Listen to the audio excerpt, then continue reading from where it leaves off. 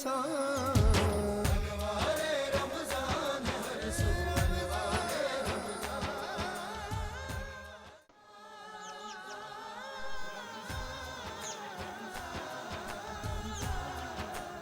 रमज़ान की इस खुसूसी star transmission में K21 न्यूज़ के प्लेटफॉर्म से एक मरतबा फिर आपको खुशामदीद कहते हैं नाज़रीन। और जब हम वक्फे पे गए थे तो आपको पता है कि एक लंबा वक्फा होता है, उसके बाद अब हम वापस आ गए और हमारे दरमियान हमारे मेहमान और उलमाए कराम और नातख़्वां हज़रात मौजूद हैं। सबसे पहले जी मुफ्ती मोहम्मद ज़ैद असलम रिज़वी साहब बैठे हैं मेरे साथ, साथ ही यासीन आज़ाद साहब हमारे साथ आज मेहमान के तौर पे मौजूद हैं यहाँ पे।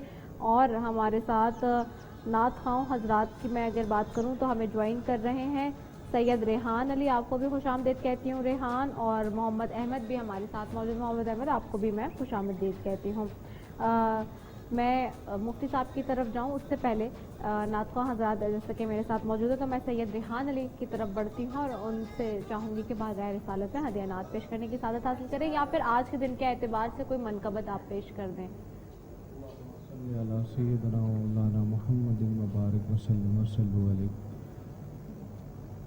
वोगी मुश्किलों से रहे बचा जो अली अली कहे सदा, हाली उसी का इमाम है जो भी पंजे तन का गुलाम है। मैं तो पंजे तन का गुलाम हूँ, मैं तो पंजे तन का। मैं मुरीद खैरुल अनाम हूँ, मैं तो पंजे तन का गुलाम हूँ। हुआ कैसे तन से वो सर जुदा जहाँ इश्क हो वही करबला। मेरी बात उन्हीं की बात है, मेरे सामने वो ही ज़ात है।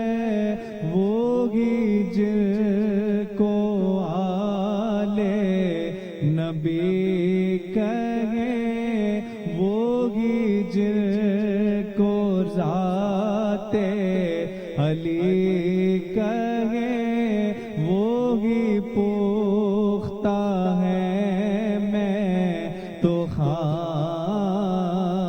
हूँ, मैं तो पंजे तन का गुलाम हूँ, मैं तो पंजे तन का गुलाम हूँ।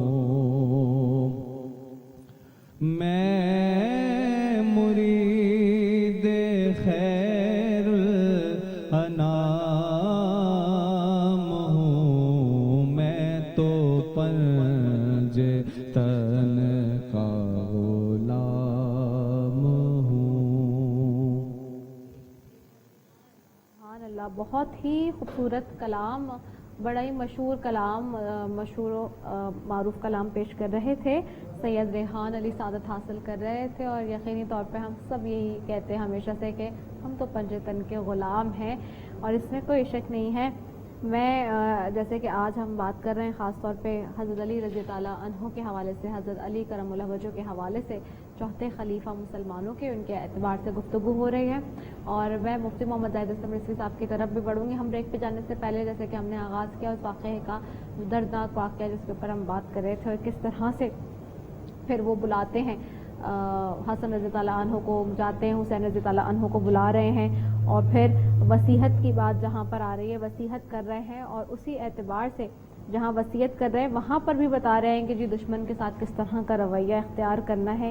یہ بھی کتنی خوبصورت بات ہے کہ آپ یہ دیکھیں کہ جہاں معلوم ہو کہ مجرم کون ہے اور دشمن کون ہے، اس کے باوجود بھی اس کے ساتھ بھی کس طرح سے رویہ اختیار کرنا ہے اس پر بھی بتا رہے ہیں خاص طور پہ. اور پھر جب حضرت علی رضی اللہ عنہ نے حسن اور حسین رضی اللہ عنہ کو بلوایا اور ان سے فرمایا کہ میں تم دونوں کو اللہ سے ڈرنے کی وصیت کرتا ہوں، دنیا کے پیچھے ہرگز نہ لگنا، خواہ دنیا تم سے بغاوت ہی کیوں نہ کرے، جو چیز تمہیں نہ ملے اس پر رونا نہیں، ہمیشہ حق بات کہنا، یتیموں سے شفقت کرنا، پریشان کی مدد کرنا، آخرت کی تیاری میں مصروف رہنا، ہمیشہ ظالم کے دشمن اور مظلوم کے حامی رہنا، اور کتاب اللہ کے احکامات پر عمل کرتے رہنا، اللہ کے دین کے معاملے میں کسی ملامت کرنے والے کی ملامت سے مت گھبرانا.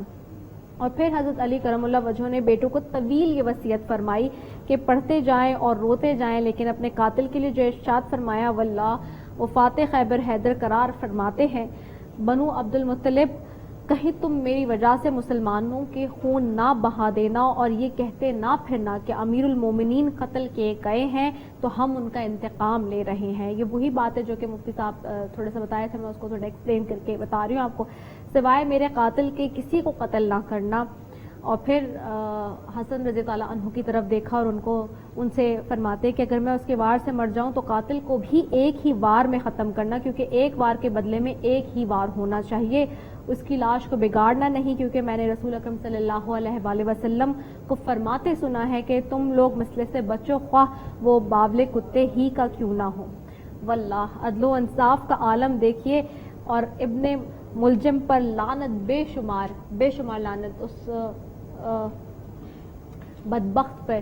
اور میں مفتی صاحب آپ کی طرف بھی آؤں گی اس کے حوالے سے کہ یہ ساری چیزیں نصیحت بھی فرما رہے ہیں اور ایک طرف بتا بھی رہے ہیں کہ کیا کرنا ہے. اور پھر حضور اکرم صلی اللہ علیہ وآلہ وسلم کے کا ارشاد بھی انہوں نے وہاں دہرایا اور اس کو ریفرنس بناتے ہوئے بات کی ہے. آپ کیا کہتے ہیں اس حوالے سے؟ بسم اللہ الرحمن الرحیم. علی کا عشق مقدر سنوار دیتا ہے، علی کا بغض نسلیں بگاڑ دیتا ہے. علی کے ذکر کو ادنا نہ سمجھو، علی تو وہ ہے جو ایک ہاتھ سے خیبر اکھاڑ دیتا ہے. مولا علی شیر خدا رضی اللہ تعالیٰ عنہ کے جو دشمن تھے ان پر تا قیامت لعنتیں برس رہی ہیں، برستی رہیں گی. اور حضور علیہ الصلوۃ والسلام نے ارشاد فرما دیا کہ جو اہل بیت اطہار کا دشمن ہے وہ میرا دشمن ہے. جس نے ان سے بغاوت کی اس نے مجھ سے بغاوت کی، اور جس نے میں محمد مصطفیٰ سے بغاوت کی اس نے اللہ سے بغاوت کی.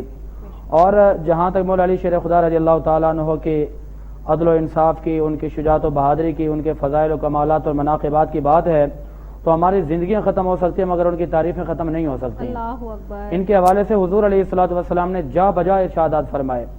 اور مشکات شریف صفحہ 264 پہ حضور فرماتے ہیں کہ انا دار الحکمت و علی بابوہا. اور اسی مشکات صفحہ 264 ترمذی شریف جلد 2 صفحہ نمبر 213 پہ حضور فرماتے ہیں انا دار الحکمت و علی بابوہا.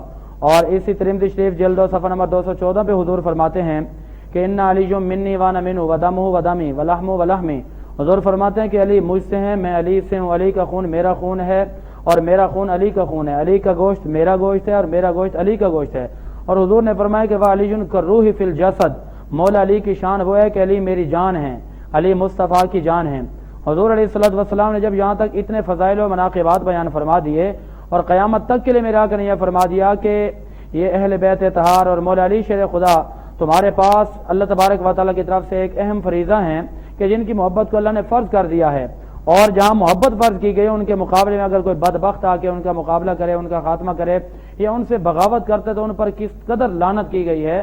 اللہ تعالیٰ ارشاد فرماتا ہے کہ جنہوں نے ان سے بغاوت کی یا ان کے بارے میں بغض رکھا، فرمایا کہ دنیا میں بھی ان کے چہروں پہ لعنت برسے گی، قیامت تک ان پر لعنت برستی رہے گی.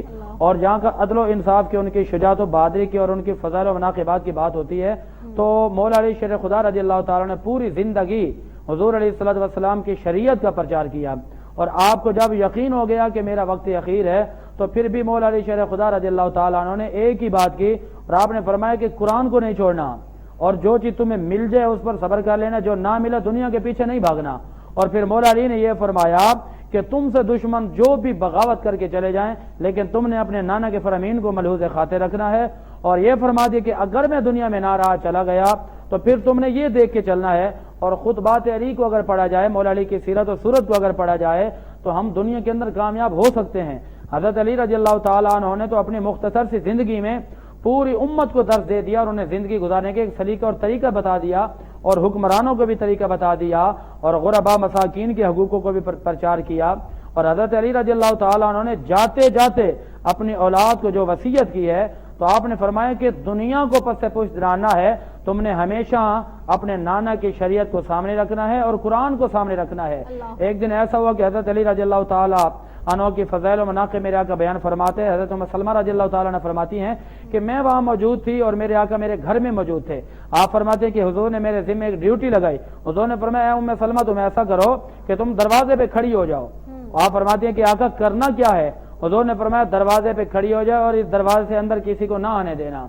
آپ فرماتی ہیں کہ میں دیکھ رہی تھی اور میں جب اس نوکری کے لیے کھڑی ہو گئی تو یہ حدیث پاک محدثین کرام نے بڑی مختلف جگہوں پہ لکھی ہے, تقریباً 17 حوالوں سے عرض کر رہا ہوں. یہ حدیث پاک نسائی کے اندر موجود ہے, بہقی کے اندر موجود ہے, دارمی کے اندر موجود ہے, ابن ماجہ کے اندر موجود ہے, مصنف ابن شیبہ کے اندر موجود ہے, اور مسند امام احمد بن حنبل کے اندر موجود ہے, مصنف عبدالرزاق کے اندر موجود ہے, اور سند حشام کے اندر موجود ہے, اور اس کے علاوہ اور بھی بہت ساری کتابیں ہیں جن کے اندر یہ موجود ہے. ام سلمہ فرماتی ہیں کہ حضور نے فادہ نبی علیہ, حضور نے مولا علی کو بلایا.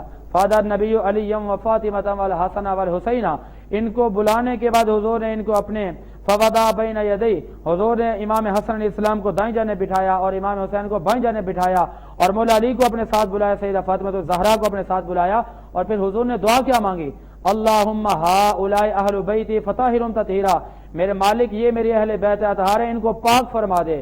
اب یہاں پر سوال یہ پیدا ہوتا ہے کہ حضور علیہ الصلوۃ والسلام نے ان کے بارے میں جب دعا مانگی نا تو پھر وہاں پر یہ بھی فرمایا اللہم ہؤلاء اہل بیتی فطہرہم تطہیرا اللہم انی احبہما فاحبہما, اے اللہ یہ میری اہل بیت اطہار ہے اور میں مصطفیٰ ان سے پیار کرتا ہوں, میں ان سے محبت کرتا ہوں. یہ بات جو مسلم شریف جلد نمبر 2 صفحہ 282 پہ موجود ہے, اور تاریخ طبری جلد 2 صفحہ 217 پہ موجود ہے, اور کتاب کا نام ہے کافی جلد 1 صفحہ نمبر 275, یہاں پہ موجود ہے کہ حضور نے تو یہاں پہ بات ہی ختم کر دی.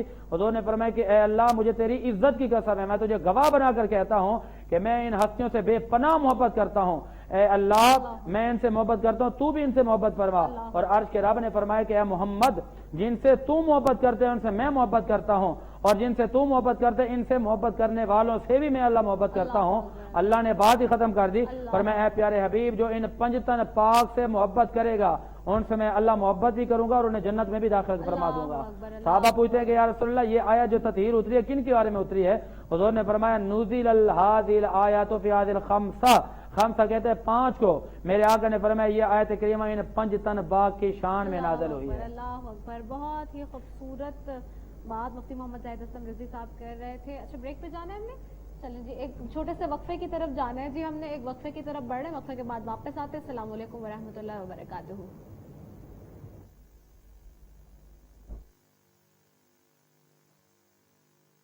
خود کو بچا لے دوزخ سے, تو ہو غافل انسان.